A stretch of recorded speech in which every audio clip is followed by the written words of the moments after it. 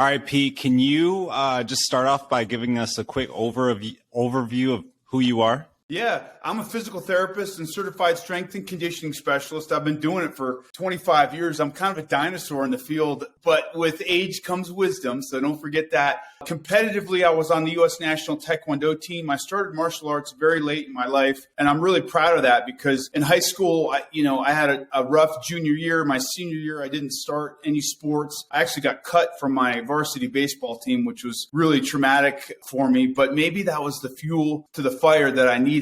And then a couple of years later, when I was well out of high school, I fell in love with Taekwondo. And the next thing you know, I was testing for my black belt. The next thing you know, I was competing at the nationals. And I made the U.S. national team on my first event ever. And then I was the team captain in 1997. So really had a great amateur competitive athletic history. And that really lent itself to my strength and conditioning. And then later, as a physical therapist, I started coming into problems in the industry and seeing things that just frustrated me. And I'm sure we'll talk about product iteration and innovation, but I became a fitness product inventor later in my life in the last, 12, 14 years of my career. And now I'm full-time iterating and innovating and manufacturing fitness equipment. Full-time. Very cool. All right. So yeah, take me back 12 to 14 years ago or so. Where in your life were you where you decided to, or where you originally thought of that first invention, and what ultimately made you just go for it? I was a physical therapist at the Aspen Sports Medicine Institute. So I was living up in Aspen, Colorado. And to be honest, I just was pissed off because I used a lot of functional training modalities, resistance cords, foam rollers, BOSU balls, tilt boards, elastic resistance tubing. And every time I went to find my stuff to use with my clients and prescribe them therapeutic exercise, it was gone. It was missing. It was misplaced. It was strewn all across the room. And it always looked very disorganized in our little functional training area. And I said, man, there's got to be a rack or something that contains all this equipment. So I kind of went online and started looking around, and there was really nothing out there. And I said, you know what? I'm making my own rack. And it was just like a passion, labor of love, a passion project. I went to a fabricator in Carbondale, which is like a little, suburb of Aspen, and had them make, it was basically a medicine ball rack, right? Vertical, but it had a steeper incline. So behind it, there was room for tilt boards and BOSU balls. And then on the top of the medicine ball rack, if you can imagine kind of antennas coming off, and they had little J-hooks on them, and you could store elastic tubing off the J-hooks. And then there was little cans that came off the side of the medicine ball rack also that stored foam rollers. And then finally, the most innovative part of this process was, I said, there's got to be a way to hold the stability balls, because we use a lot of stability balls in physical therapy. It's a great modality for balance and core strength and hamstring activation and all that stuff. But you can't store them anyway. So I said, man, if there was just like a little cup, a little circular loop that you could put the stability ball on, and then we could stack them vertically, and they could sprout out from the edge of the medicine ball rack, the weight of the medicine ball rack, and the medicine balls kind of holds everything in place. And so I created the first stability ball holder.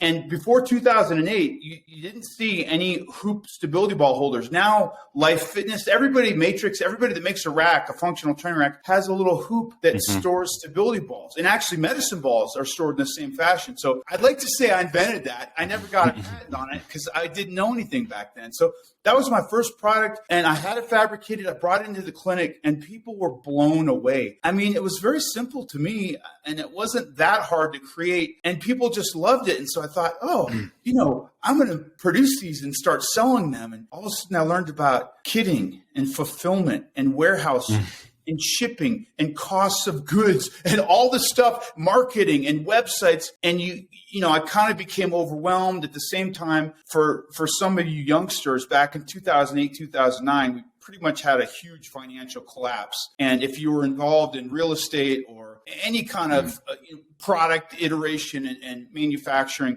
steel prices doubled, gas prices doubled, which means shipping products from north to south, east to west doubled. And the next thing I know, I was underwater, and I basically limped away. I gave my product to Perform Better at the time, and they sold out the rest of my inventory.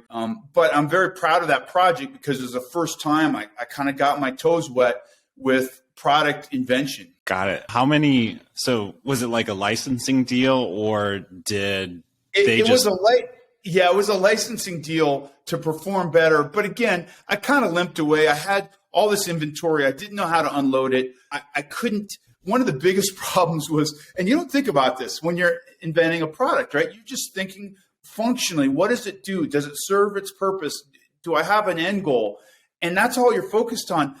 As you get more savvy in this game, you start thinking about warehousing and kitting and fulfilling product. Well, if you've never kitted a product, that means you literally have the product. You have to disassemble it. You have to assemble it first to make sure it works and it's functioning and it all goes together. Then you have to disassemble it. Then you have to put it in a box. Well, the bigger the product, the more parts, the more intricate your box has to be. And the next thing you know, your box is very expensive and you've got all these compartments in there and you have foam and stuff to protect the parts because you don't want to get it shipped there and have damaged parts and then have a return. And the next thing you know, it literally was taking me 45 minutes, I kid you not, Jake, to fulfill one freaking product. And when you start looking at your time involved and your margins, that's not a winning formula, right? Yeah. So it was, so basically I kitted everything up. I shipped it to Perform Better. I think I had 23 units left or something.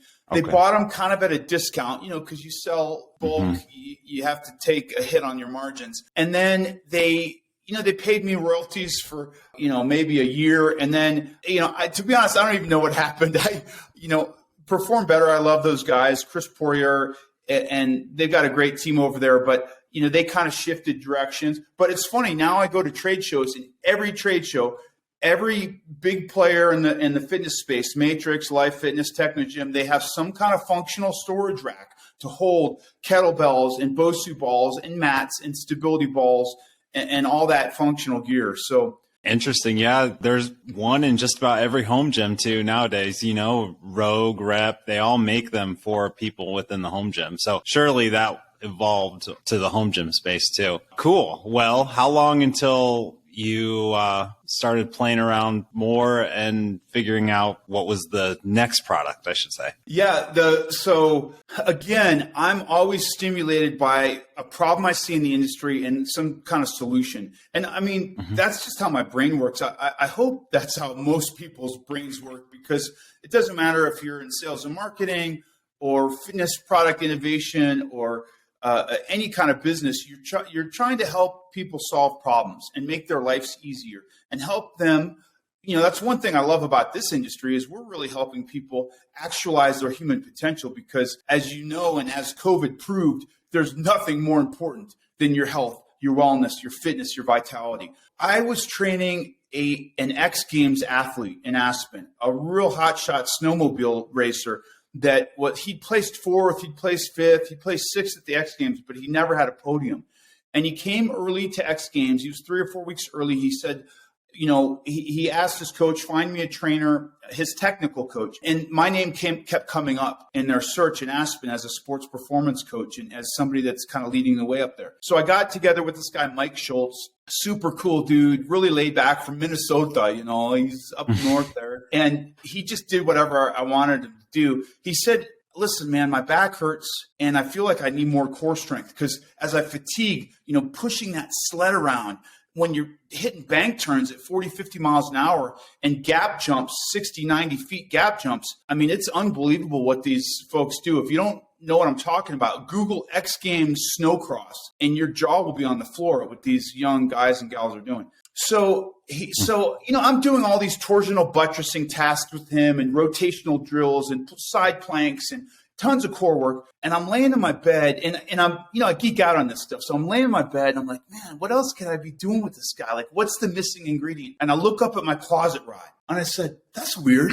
It kind of looks like a snowmobile handle, right? So I rip all my clothes off, grab the closet rod right off of the rack, run down to my garage. I screwed an eye bolt into the end of the closet rod, this dowel, right? It's like a 4-foot dowel. And then I attached a resistance cord to one end of that and attached it to a ski rack in my garage. And I just started, kind of pushing and pulling. And steering almost like I was on a snowmobile. Right. Once you had tension on there with the asymmetrical load, it constantly throws you off balance. So instantly your core muscles are engaged. You have to lower your center of gravity. Like even your upper body's engaged, just pushing, pulling, and you're jousting with this thing. And then I got, geeked out on martial arts because, that's my background. So I started kind of striking and having more rapid velocity and acceleration changes in the bar position. And next thing I know, I was like sweating beads, down my face, and my core was activated. I felt like I was a ninja, like it was like ninja training, down low center of gravity, multiple forces coming at all different directions, high velocity, just real powerful stuff, high level stuff. And so I thought, this is pretty cool. I'm going to take this to my boy Mike. And it was literally like a wooden dowel. And so we start training on this thing. The next thing I know, I'm training a rugby player in a clinic that's got a shoulder injury. I'm training a couple other people. And then what kicked it off was Mike competes in the X Games. By the way, he podiumed. And his first time, I'm not saying it was because of me and my dowel rod, but let's pay some credit where credit's due. And he leaves and he says, "Hey, can I have this? Can I take it with me? I really want to train with this." And of course I got real possessive, like, "Oh, that's mine," But being the trainer and the friend I'd become, I said, "Of course, man, you can take it with you." And then I said, "I got to make another one." And I went back to the same fabricator in Carbondale and said, "Hey," and now this is interesting because as an inventor, I'd been making this magnificent rack with all these parts and intricate welds and pieces. This was just a stick with an eye bolt and a cord on the end. And I put some handles on it. I mean, it was so simple. And that's what I really fell in love with. So I made 50 of them. And for that summer in Aspen, I sold all 50. And I went to one of my clients who was a business, highly successful business entrepreneur in Aspen, multi-gazillionaire. Yeah. And I said, "David, I think I've really got something." He'd been training on this product for golf, and I'd have him doing his golf swing, and he loved it. And he said, "You got to find another therapist or strength coach in the industry that you can test it with and see if they buy into it. And if they do, maybe they'll help you." So I went to my buddy, Bill Fabricini, who at the time was training Martina Navratilova. If you've got any tennis fans in the audience, she's one of the legendary tennis players. He was training David Robinson of the San Antonio Spurs at the time, Peter Forsberg of the Colorado Avalanche. And he was a hotshot trainer in Aspen. And I gave him one of these prototypes. I was calling it the Core 10 trainer at the time. And a week goes by and I hadn't heard from him. And I was like, "Oh, I guess he doesn't, he's not really feeling it." And then all of a sudden I see him in the clinic and he's like, "Pete, this is unbelievable. I was a Division I hockey player. And this is, I tried to create things like I cut the end of my hockey stick off, I remember, and tied a sport cord to it. And I was training this way back in the day. But this is like a real product. I'm using it with everybody from patients that have had back surgery to my high level athletes." And he said, "I want to be involved in any way I can." And that's when I got that confirmation bias. Like, man, this is something. I've got something here. And I took it and ran with it. And then next thing I know, I started a company. And that's when it got into, raising capital and hiring other people and, websites and content. And I mean, it got gnarly, but that was my introduction to business was the functional training rack, which was my first product. But then my first business that I actually had a tangible hold on and started and really felt like I was an entrepreneur was this Ripcore FX, which later I licensed to TRX, the functional training company out of San Francisco, and it became known as the TRX Rip Trainer. It really put me on the map and started my career in the industry because, I'm traveling the world over, 6 different continents, lecturing to athletes and coaches and trainers and personal physical therapists on the art and the science and the complexity of rotational training and how to use this asymmetrical rotational bar to train. And it's the product that keeps on giving because what happens when you license a product, you kind of, wash your hands of it and it's out of your control, which can be good because they take it and run with it. It can also be a bummer because you don't have any control anymore. And it's your idea, it's your innovation, and nobody has the passion that you're going to have for this product. And so when I joined TRX, there were some really good things that happened, and then some things that were like, man, it's never going to be, as Randy Hetrick, the owner of the company, said, it's never going to be the goose that laid the golden egg. That's the suspension trainer. So all the money and the effort and the energy went into that, his firstborn. And, I'm kind of like the adopted fifth kid or something. And so anyhow, my license deal ran out there, and it's still like one of my first babies. But I got connected with a company called Golf Forever, and they said, this is a perfect golf product. Like we should, and I was doing content for Golf Forever, and they said, hey, can we get an affiliate membership or affiliate code for TRX in the Rip Trainer? And jokingly, I said, well, we should just make our own, and literally complete joke. And the guy's like, well, can we? And then I kind of piped up and I said, well, we can. There's no IP, and if we focus on golf, which the Rip Trainer is really a sports performance tool.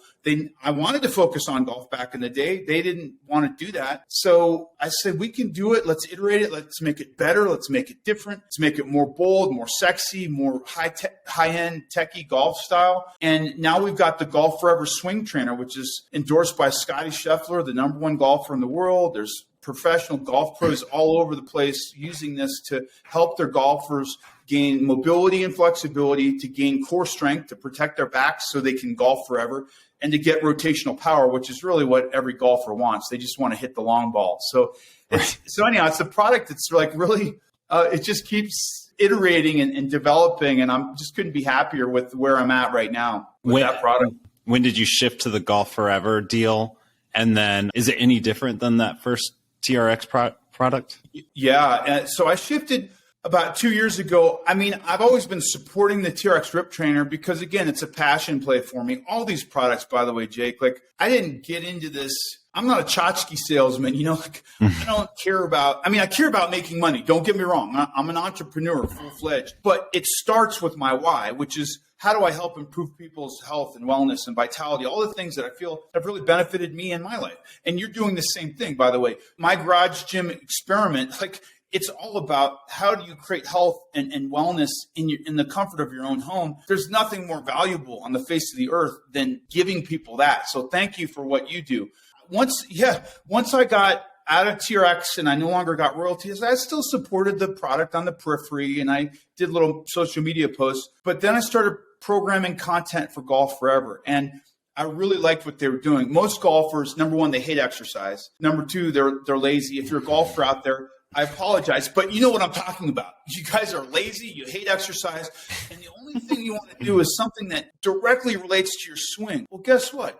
Flexibility and mobility directly relate to your swing. It's core strength and hip strength and stability, foundational strength directly relate to your golf swing. And then, yes, of course, rotational power relates to your golf swing. So in the Golf Forever app, I was programming all these athletic workouts with dumbbells, with sport cords, with body weight that just really focused on making you a better athlete. If you're a better athlete, when your golf pro says, hey, I want more backswing, I want more turn, I want balance at the end, on your follow through.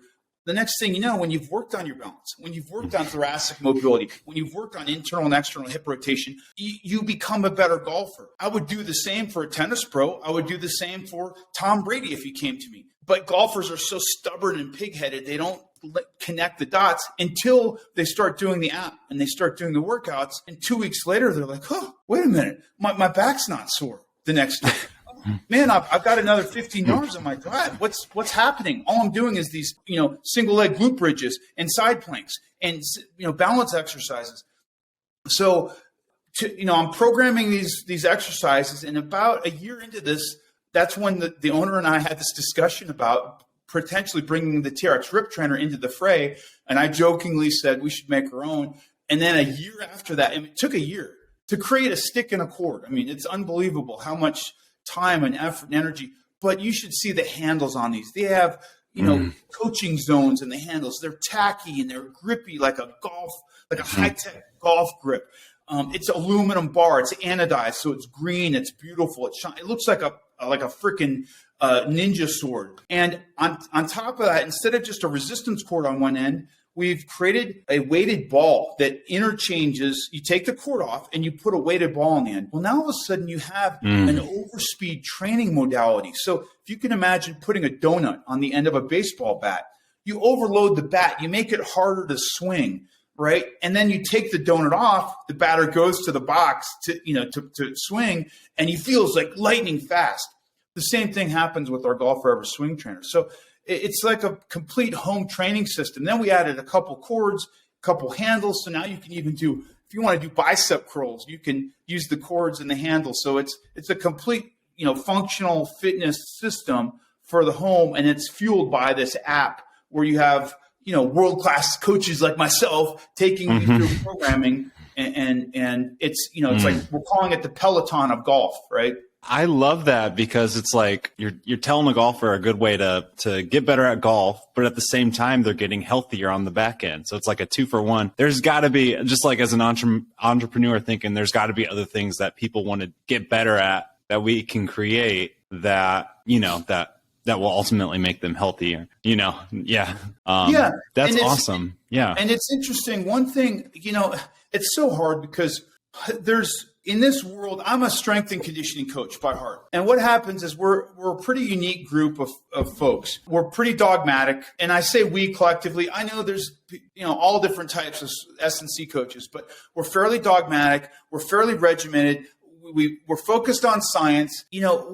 We're focused on training a unique part of the population, which is high-level athletes or athletes that are developing into a high level, like adolescent athletes. And what is that? 3% of the population? I mean, how many people could throw a football 60 yards? Nobody can do that, right? Yeah. How many people they get up and they want to train 6 days a week? Nobody. And so I think to some extent, and Instagram, social media hasn't helped this, is you pull up posts of these badass guys and gals that are doing impossible feats of strength and balance and agility and mobility, animal flow and all this stuff. The average person, go to a mall in Minnesota or Wisconsin or Texas and just sit there and watch people walk by. Our focus should be like, how can we just get people moving? How can we get them to maybe do a 5-minute stretch in the morning? How can we get them to walk around the block after they finish dinner? Like baby steps. And yes, modalities and tools that we can use and introduce to help them and create novelty. There's a reason, strength coaches say, oh, you don't need, rotational training bars. Oh, you don't need an escape barrel, which is one of my latest products. We've already got a sled push machine and you can do loaded carries using kettlebells. People love novelty. They want to do something new and exciting and innovative, and it keeps them stimulated. So I think to some extent, this industry has to get out of the dogma and get away from the science and start talking about mental health and start talking about psychology of how do we get people moving. And if there's any tools out there, new, old, or indifferent, that help facilitate this, we need to look at that. Yeah, that's awesome. Yeah, like I immediately think of Tom Brady's workout plan is like what the first thing that comes to my mind, or things that make you superhuman. And it's like everyone's so far from being superhuman that we just need to take a step back. And what's step one? And I think it's a great way to get people active, people that love golf to do something like this. But very cool. Well, can you take me back to, you mentioned when you first created the product, you had this idea, you talked to a business entrepreneur in the area. They said, awesome. What was that first step that you actually made? You mentioned you had to start creating content. Did you go out and get a patent? It doesn't sound like it, but did you just can you take me back to that? And how did you try and create a business? Take you back a little bit, but also try to interweave kind of my process now, because I'm on I'm literally, to get pumped up for this interview, I went to my garage gym, which I love, by the way. I posted, and thank you so much for sharing that on your amazing site, instilling inspiration in people to work out at home. I've got a new product that I'm working on, and I did a few reps, and I just, the first thing you have to do is you have to build it. Right. And it's not Kevin Costner in the Field of Dreams, build it and they will come. It's build it and they might come. Right. You got to build it first, and you have to have a functioning prototype. I do it on every, product I have. So I did that with the wooden dowel. Some are easier than others. My recent product, it was hard to build the prototype. The stick and the cord was very easy to build because it cost me no money. And that's a good prototype. And by the way, I'm sure folks out there have heard of Ockman's razor, and it has to do with simplifying things. And if there's 2 or 3 options, always the simplest option is usually the best and the most profound and the most executable. And so I created this wooden dowel and tested it out. That was the first thing. Step 2 was to get validation. I just share it with another coach and have him use it with his athletes and his patients and his clients. And now all of a sudden you you start to build this groundswell of like, okay, the concept, I've built a prototype. The concept seems to work because other professionals or other people that know what they're doing are having similar successes. Now the challenge is at some point, you got to have capital because you're going to need help. You're going to need, a website. You're going to need content for the website. You're going to need inventory. You might need tooling, which is, jigs in certain parts of the puzzle and the manufacturing piece that they have to build before they can even have an assembly line, right? You don't want people making one-offs. You want people like, you make 50 pieces of this and then 50 pieces of that and then 50 pieces of this, and then somebody at the end puts them all together. And you have to have tools and jigs to make all those things. So I needed money. In order to get money, I had to create some content, bring my vision to life. So the first thing I did for you youngsters out there, this is going to be funny because I had to go out and buy a Mac computer. This is 2007, right? Circa 2007, 2008. I buy a Mac computer and I buy a Panasonic camcorder. Well, now your iPhone can not only take 4K video, but you can edit it all on your friggin' phone. Yep. Try to do it with a Mac computer that you have no experience on and taking a Panasonic camera and then downloading content, and it takes up so much storage. And it was a nightmare, but I knew I had to bring my vision to life. In order to do that, I had to create some content. I had to create some sizzle reels and show what the product can do and show that I'm using it with multiple people. And kind of, it's to some extent, as an innovator, as an entrepreneur, it's smoke and mirrors, right?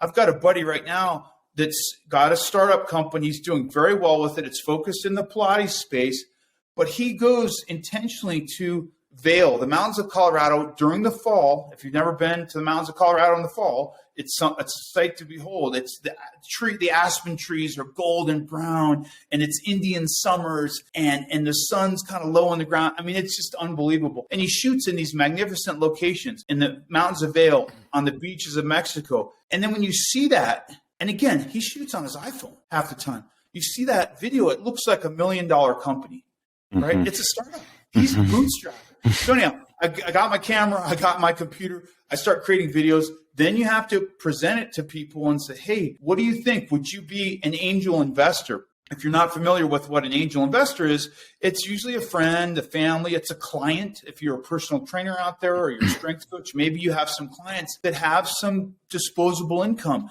It could be $10,000. It could be $50,000. It could be $5,000. You just need some money, some juice to kind of get going. Once you have that, you also, at the same time, these aren't always stepwise. At the same time, you're investigating patents. That's one of the first things I did once I had the product. I created 50 prototypes. I sold those. I wanted to be serious about the business. I went on the United States Patent and Trademark Office website. You can Google patents, and you put in key search words, and asymmetrical bar, core strength training bar, rotational training bar, and you start finding out, is there any patents out there?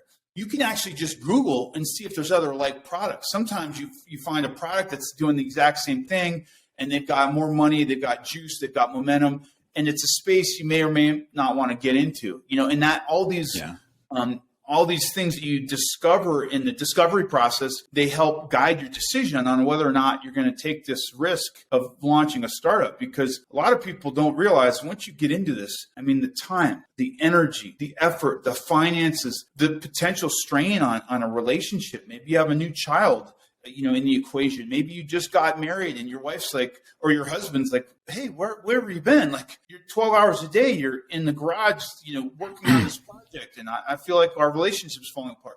These are all considerations. And so when you go on Instagram and all you see is people flying around in a Gulfstream airplane and saying, oh man, top of the mountain, never give up, never surrender, follow your bliss, all these great motivational sayings, that's wonderful, but there still has to be a due diligence process of, is this product right? Is it patentable? Is there tons of competitors in this space? How much money is it going to take to launch? Can I have a team? Do I have a team that's going to help me launch it? What's my knowledge base as far as creating content and videos and still imagery?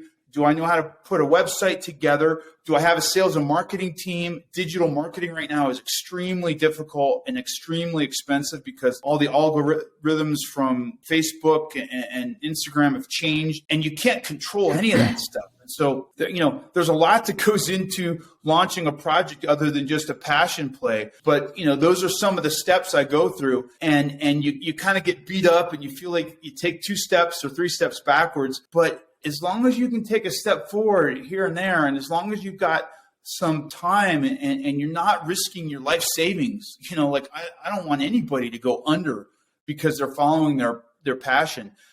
But if you can carve something out, you can have success with it. And I'm proof positive. I didn't go to Columbia and get an undergraduate degree in business. I certainly didn't go to Stanford and get my MBA. Like, I'm a physical therapist and strength coach. I have no business background whatsoever, but I'm on my 6th product, and this is the first time in my life, literally this year, that I've got 3 royalty checks coming in every quarter. And it's the first time I've been able to focus full time on product innovation and not seeing clients one-on-one and exchanging time for money, which is an honorable profession, and it's great and it's wonderful. But you also have to make some decisions. At some point, I'm in my 50s now. It's like, what do I want to do with my life? What do I want my legacy to be? Do I want to continue to impact people one-on-one, which is admirable and it's wonderful? Or do I want to impact 6 continents? With millions of people around the globe. I created a product called the Nautilus Glute Drive, and I just saw a post from a buddy that was in the Michigan University weight room. Michigan is 10-0 right now. I'm not saying it's because of my product, but it's so cool to have. And so the picture is of the Nautilus Glute Drive, which is a product I created, and it's next to these squat cages, and it's kind of this linear picture, almost like Enter the Dragon, Bruce Lee style. I saw that, yeah.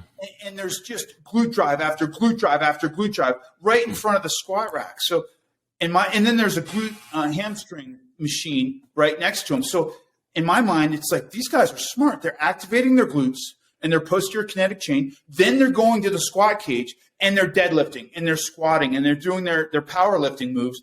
And that's a beautiful way to program. But man, there's no prettier sight in the world than to see like 12 to 14 of my product lined up at a Division I school that's undefeated and potentially going to be in the playoffs here in college football. So it is worthwhile. That's super cool. Yeah. So you mentioned you were working full time. I believe you were a parent. So very busy, and then you start trying to create a product. What did you end up sacrificing then, like as you were building out this product, or like did it hurt your clientele? That's what I'm curious to hear about. Yeah, my second product, the Ripcore FX, that I really made into a business, it was a huge sacrifice, and I'm not going to say it's the reason I lost my house, because I mentioned this economic collapse in 2008, 2009. And my family and I had purchased a house, very nice house, expensive house, not in Aspen, but in Basalt, which is kind of a suburb of Aspen. And we had a condo in Aspen Snowmass area. And we put the condo on the market, and that money was going to, fund the house. And condos at that time were selling for $1 million.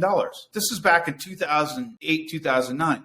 So we're like, all right, we pretty much got the condo paid off. We'll have $1 million equity. We can move into this elaborate, luxurious house down valley. Well, as soon as we bought the house, we closed like June 1st, the economy just started to collapse. And that was when gas prices went to $5.50 a gallon. Steel prices went up. All these kind of junk loans that the banks had been giving out to people to buy condos and buy houses. If you want to see a crazy movie that literally typifies this area, it's called The Big Short, and it's with Christian Bale. And if you're into finance at all, it is a beautiful movie to watch. But it also, every time I watch it, I cry because I'm like, that was me. I lost everything.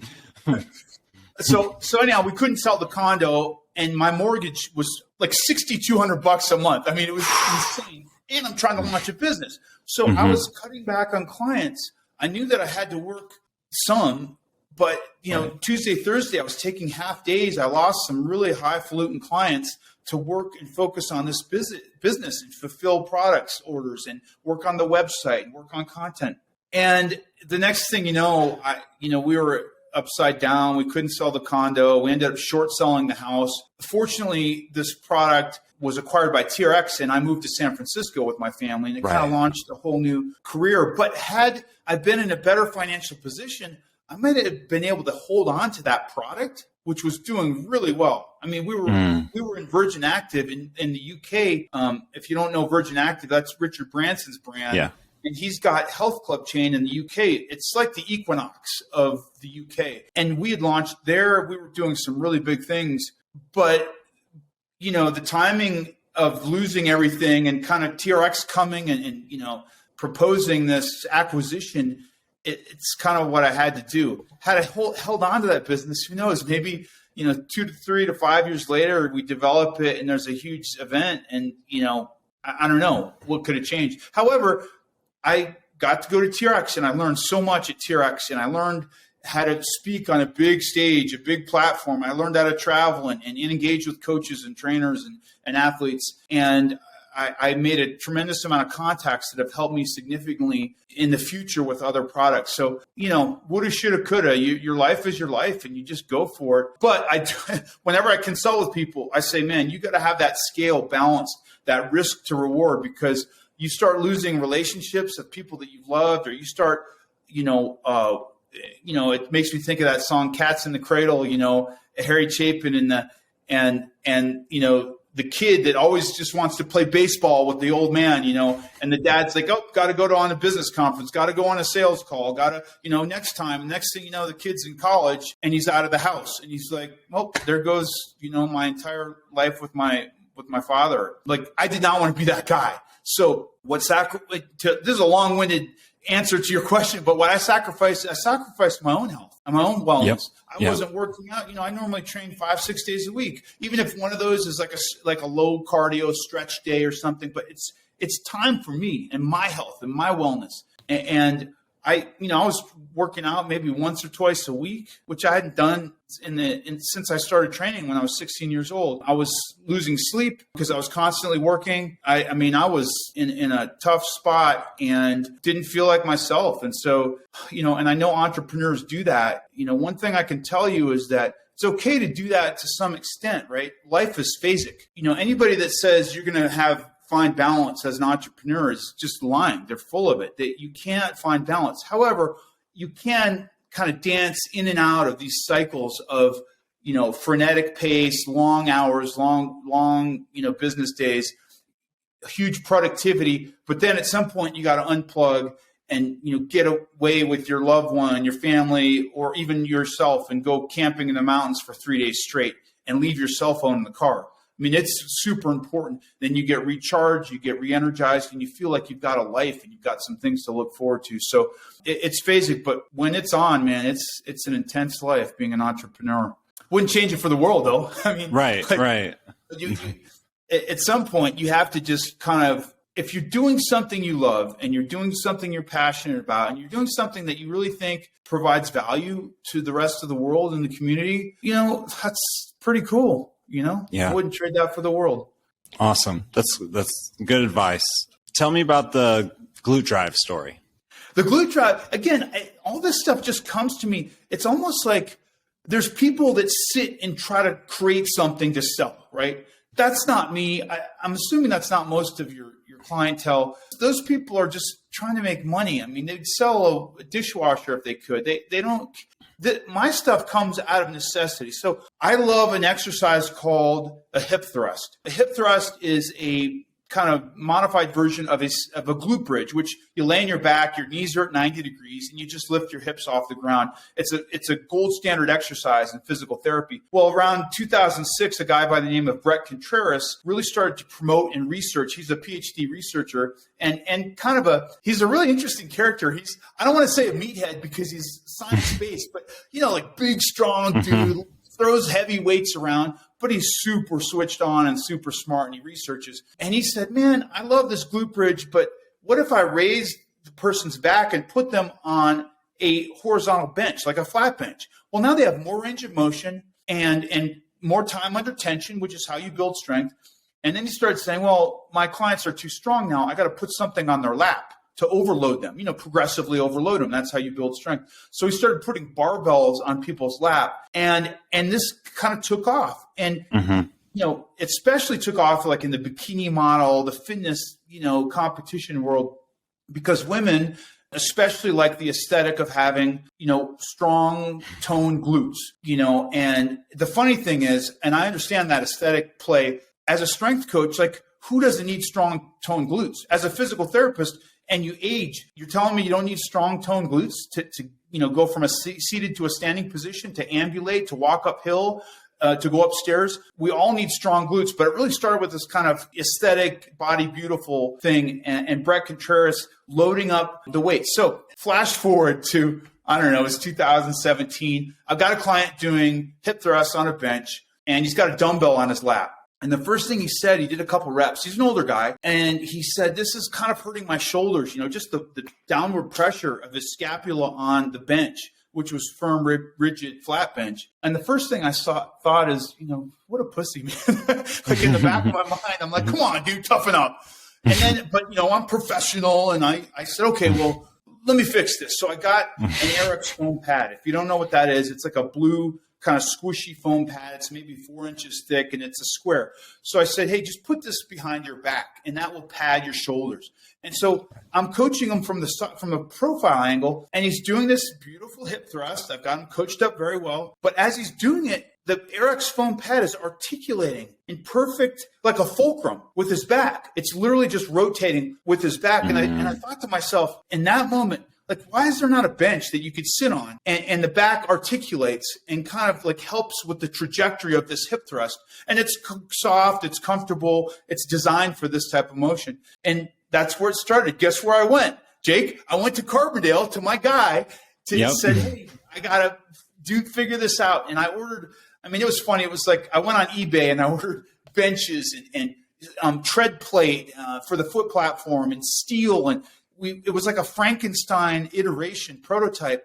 And I've got tons of video and still shots of this. It's really cool how it came together. And at first we had a seat on there and we tested that. But then when you sit on the seat, the lap belt kind of hits you in the diaphragm. It didn't lay in the right spot. And so I realized you can't have a seat. You have to start from an elevated position. So I'm talking about the Nautilus Glute Drive, by the way. Google that piece of machinery, and it's almost like a flat bench. There's a slight decline on the bench, but you sit on it, put a lap belt on that has padding on it. You load weight plates on the tree horns of this horizontal structure, and then as soon as you lift your hips up in the air, there's a safety catch.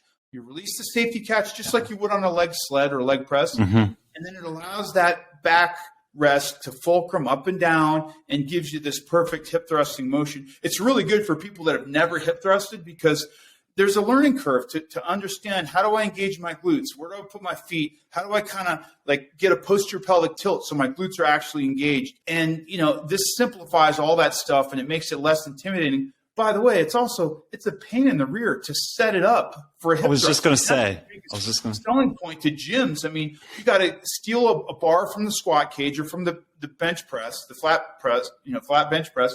Then you have to get all these weights. Then you have to get a flat bench. And then you probably need some padding for the bar because it's going across your anterior superior iliac spine of your pelvis. And it's just a horrific setup, takes a lot of time, and it detracts from your squat cage or your other free weight equipment. And it takes a lot of space on the floor. So this is a small footprint. It's a simple solution. And Nautilus, they were excited, but they were lukewarm about it. They said, yeah, this is cool. And I asked the head of product innovation at Nautilus, Jeff Diltz, and he'll tell you this story. I said, Jeff, I'm all pumped up. I'm like, how many do you think will sell the first year? And he said, well, it's a new piece of commercial strength. It's not really proven in the industry, maybe a couple hundred.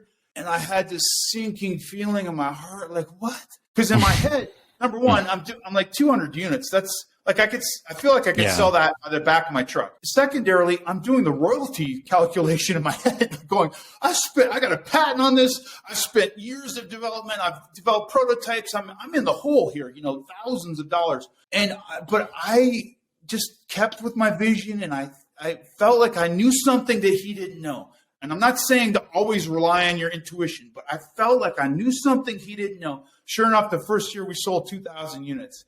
So, that was pretty cool to 10x his, anticipated volume. And And again, that year we were selling Mark Masteroff, who, if you know the fitness world at all, Mark Masteroff sold 24-hour fitness back in the day for like $1 billion. At that point, it was the largest fitness transaction that had ever acquired or had ever changed hands in the history of the U.S. And he's kind of a guru. His wife bought one for their own home.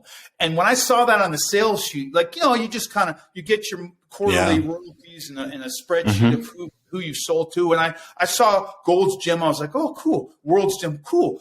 Equinox. I'm like, what? Equinox? That's a powerhouse gym. UFC gyms, Crunch franchises. I mean, and then I saw all these distributors buying them. But then when I saw, it was, I forget her first name, but it was Masteroff.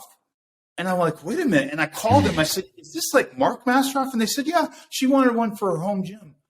And I mean, I was like, the godfather of fitness bought one of my products. So that was a really special day for me. And, that was one of those instances where, sometimes you just got to believe in yourself and believe in the product. Doesn't always work out, but it did in this case. Interesting. Well, I mean, I see the home gym shifting. More and more people are adding single pieces of equipment like that. So you never know. It could more. I don't think a lot of people in the home gym and like your casual home gym owner has no idea what that is. So oh no, you never know. Yeah. Google the Nautilus Glute Drive. Here's the thing. Your home gym it's got to be right for you, right?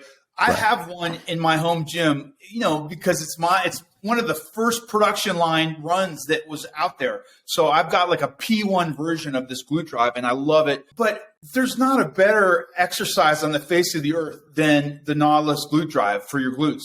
There's no better way to activate the glutes. So if you're looking for something to do glute activation, it's a pretty small footprint. If you already have some free weights, like standard free weights you put on a barbell, it's worth checking out, but yeah, people are, if it's a machine that you could fit in your gym and it's something that really provides value, you got to have it in there, and everybody's got their own unique preferences and tastes. Some people see my gym and they're like, bro, you don't have a squat cage in there. and I know, I get it. Yeah. I would love a squat cage, but there's a space issue. There's a ceiling height issue. And also, this body's getting old, man. Like I got a set of 50-pound dumbbells, 5 to 50s, and I can pretty much smoke myself, or for that matter, anybody else on the face of the earth with 5 to 50-pound dumbbells, asymmetrical loads, single leg exercises, every pushing, pulling, rotating. I can do all that stuff with what I've got. Would a squat cage be nice?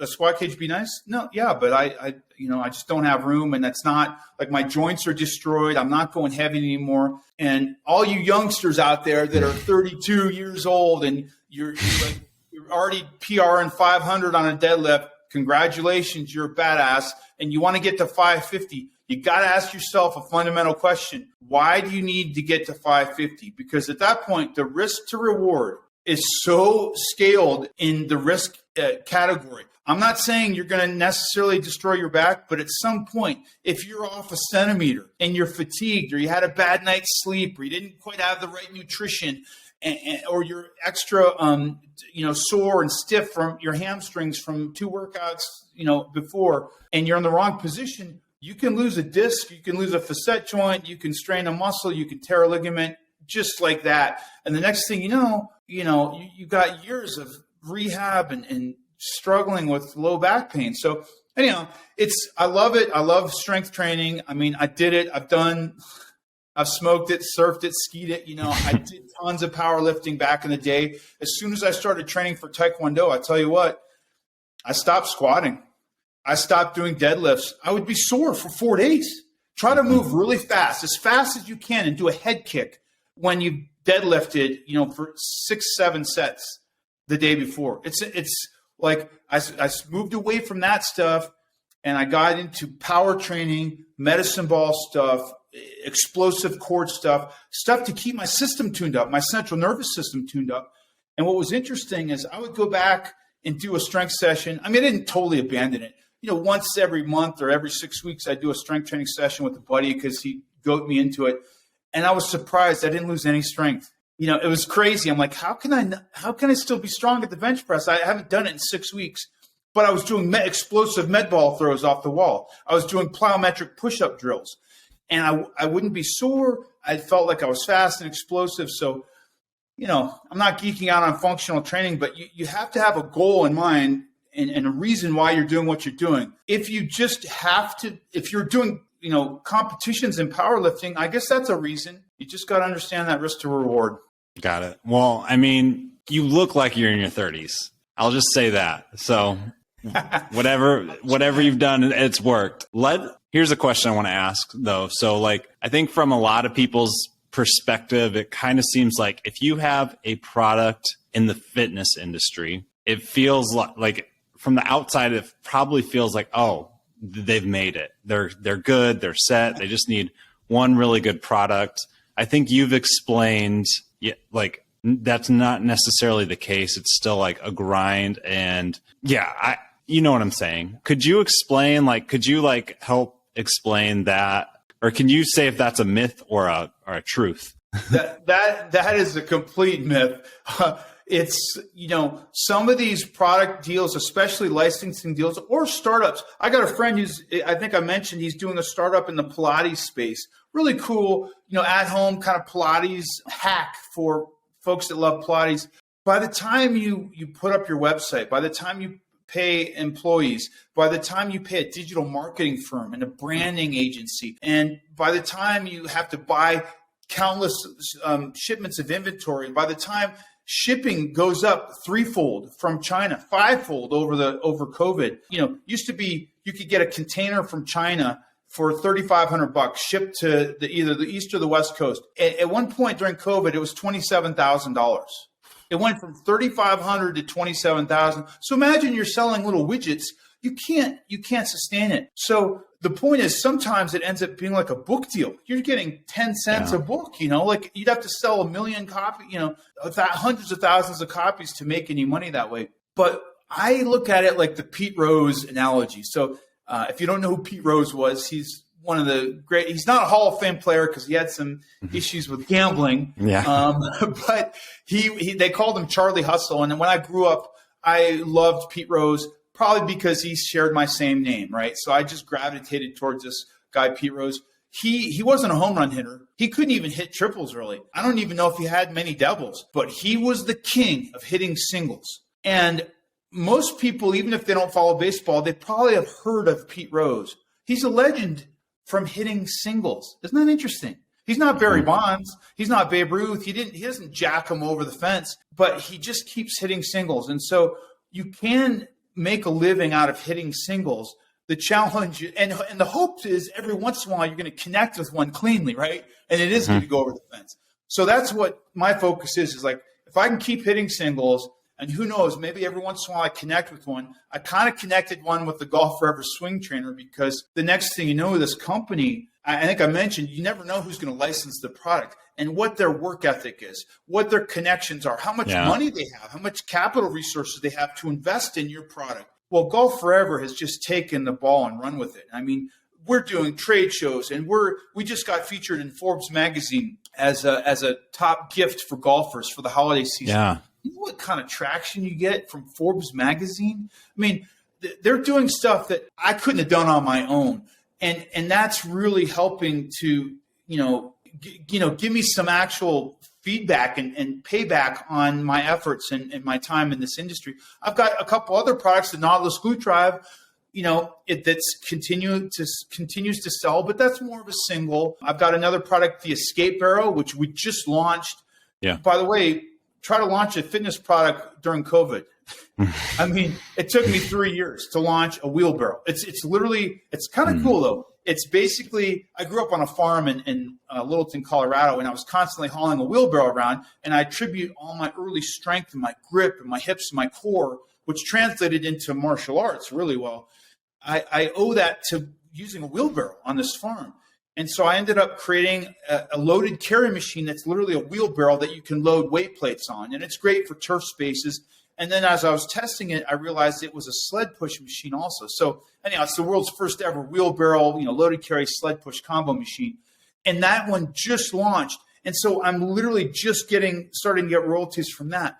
But again, all of a sudden, it's taken me 14 years, but now I've got 3 royalties coming in, which is huge. That's passive income. And that's what every entrepreneur or marketing expert tells you, is whether it's buying a rental property and having some income come in, or having a product or a side hustle, but just trying to get alternative streams of revenue is how you start to accumulate wealth.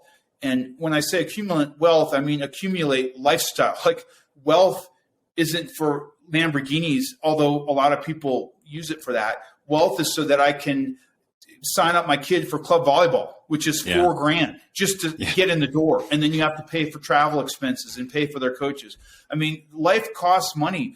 Healthcare. I finally got a carpal tunnel surgery. I've struggled with carpal tunnel syndrome for years. Like, my hands go numb when I'm lifting, when I'm hitting the speed bag. And I didn't want to spend $6,000 on a deductible because I felt like I'm working so hard. I don't want to. But finally this year, I'm like, you know what? I'm treating myself to a surgery that's just basic healthcare that I need. And it's the money that allowed me to do that. So, one thing that drives me nuts about people in this industry is that somehow, because we're helping people with their health and with their fitness and physical therapy, helping them get better, we're healthcare professionals, we're medical professionals, and we're not supposed to make a living. We're not supposed to make money. Everybody, there's 16-year-old kids on TikTok that are making millions of dollars. People that are actually helping you recover from a rotator cuff surgery, or helping you lose 100 pounds of weight and literally changing your life forever. We can only charge $50 an hour, because that's the going rate. It just drives me nuts. So I'm here to tell you, make yourself invaluable, be the best at what you do, and charge a rate and a compensation that's going to allow you to have a lifestyle that you're, should be having to live. And then if you can get a side hustle, man, that's one way to finally get that next step up. Now I can start investing a little bit of money. I can start investing in my new product. I've got more time with my daughter. I've got more time. I'm actually working out for the first time 6 days a week. And I don't know if you can tell by the energy. I need it for my mental health. Like, I need it for my mental health. So, it's great for my muscles and my physiological system. But if I don't get in the gym, I just don't feel good. And that's probably why I'm so jacked up this morning. I went to my home gym, my garage gym this morning, and got a little workout in, and I'm flying high. The rest of the day is money. Awesome. What about product failures? Any of those that you could share? Well, I shared that first one. The functional training rack was a failure, but it's a learning process. So if you've ever heard this guy Jocko, he's an ex-Navy SEAL. You look him up on Instagram. He's a little hardcore.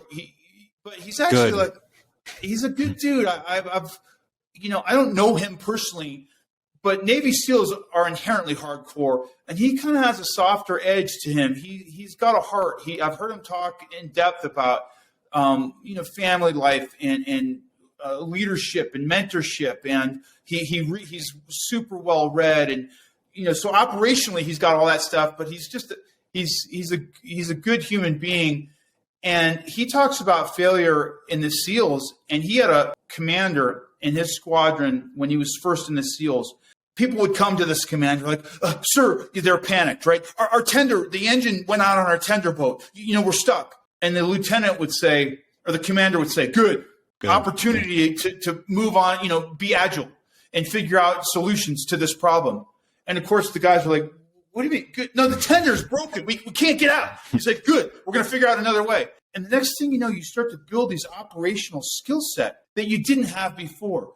So I think that's a great analogy for business or for life in general. Like, no, but I don't know. Do you know anybody that has just skipped through life, won a lotto ticket on their 16th birthday and just never looked back, and they're in Tahiti with their feet in the sand and sipping Mai Tais? And by the way, even those people, they're struggling. They have issues in their interpersonal relationships, in their family lives, and with their health. You have to go through adversity. It's the only way you grow. It's the only way you progress, and it's the only way you evolve. So, I'm not saying I welcome failures because it's challenging, but when they come around, which they do inevitably, you have to embrace them and go, man, this sucks. This is tricky, but I'm going to figure out a solution. I'm doing it right now.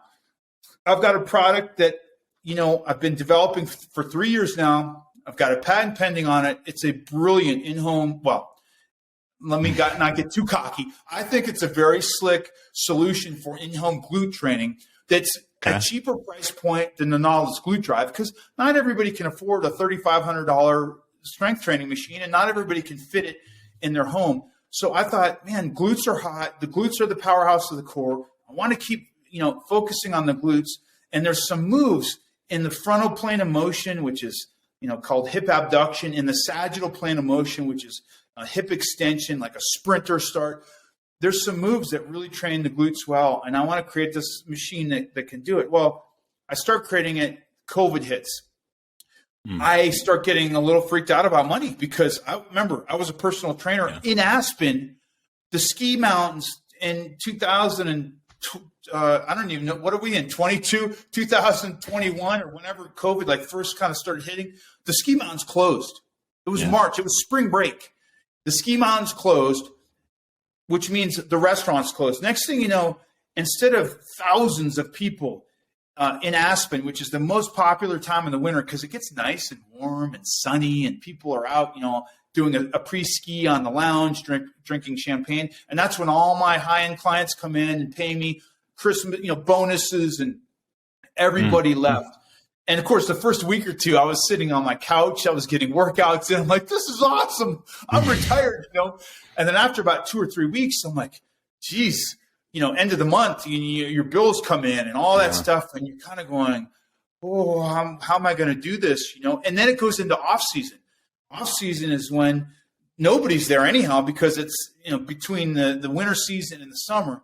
So it was just a terrible 2 or 3 months there where I ran out of money in the project. I couldn't, get any traction on the project. And flash forward, it's 2022, and I still haven't launched this project. It's been 2-3 years. I'm still trying to raise money. I'm still trying to tweak the prototype. But now I'm finally in a position to be able to do this stuff. And every day that I get discouraged about it, I go out and I get on the product. I did it this morning, and I do a few reps, and I get a smile on my face. I'm like, oh, this is sweet. This works. This trains the glutes in multiple planes of motion. This is, slow control for strength and toning, but it's fast and explosive for performance, sports performance. And it gives me inspiration and newfound energy. And again, at the end of the day, I look back on my Taekwondo, and physical therapy. My physical therapy degree is another one. I think I graduated high school with a 3.2 GPA. I mean, I was not like a rocket scientist. I had a very difficult time getting into graduate school. It was a referral from a friend, actually another Navy SEAL who was a friend of mine, that said, you got to interview this guy, Pete. I know his grades aren't quite there, but you just need to talk to him. I got the interview. I got in. And sure enough, they gave me a chance, and I ended up being one of the best students graduating my class in 97 because I had a very strong knowledge of therapeutic exercise. I had tons of injuries that I had to rehabilitate on my own, which nobody else had experience doing. And I just was a very good practitioner coming out of the gates. But it was through that adversity. It was through the challenge of starting an elite level martial arts sport late in my life that gave me this willpower and this determination. And it's also one of the reasons I'm so proud of it. And it gives me confidence. Like, if I can start training in martial arts and 3 years later be selected for the U.S. national team, what can I do? And I'm being a little bit bombastic about it, but you start to get a little confidence. Like, hey man, I'm not that introverted kid in high school that was just smoking weed all day and like pissing away his life. I've got some skills. I've got something to offer this world. And for me, confidence has always been one of the hardest things to really believe in myself and, start executing on my goals and my passions and my desires. And, it's all through adversity and challenges. So next time, you face an adversity, think of Jocko and say, good, how am I going to solve it? I do love that clip. And yeah, I'm a pretty big Jocko fan as well. It's been a while since I've listened to him, but man, that guy is inspirational and just really real. Well, I actually think that was a really good place to close it. I would love to, before we go, just tell everybody where can they find you. If you want to give any more peeks about what's coming next for you, feel free to share as well. But yeah, let everyone know where to find you. Absolutely. Please reach out. I'm on Instagram at Pete Holman, HOLMAN 1, the number 1, Pete Holman 1. I'm also on Twitter at the same handle. I'm on Facebook and LinkedIn just at Pete Holman. And then I have a website. It's called ph1performance.com, ph1, the number 1, performance.com. And, you can learn a little bit more about me. It's not a super elaborate website, but I do try to put some things in the news that have happened recently. This year, I was really honored by IdeaFit, which is a company, an organization that I've lectured for years now. They're one of the number 1 personal training, continuing education platforms in the world that delivers, digital content, but also live content. And I was awarded the 2022 Fit Leader of the Year award. And so, things like that are on my website, and you can, take a look. And please feel free to reach out if you've got questions or concerns, or you're going through something. Hopefully I can be a voice of reason or a voice of inspiration for folks that are in this industry, because it really is the greatest industry in the world. And I got to support my brothers and sisters. Super cool. Well, thank you for taking the time. We'll make sure the links are in the description of the podcast. But yeah, thanks again. Great chat. That's going to do it. Awesome. Thank you, Jake.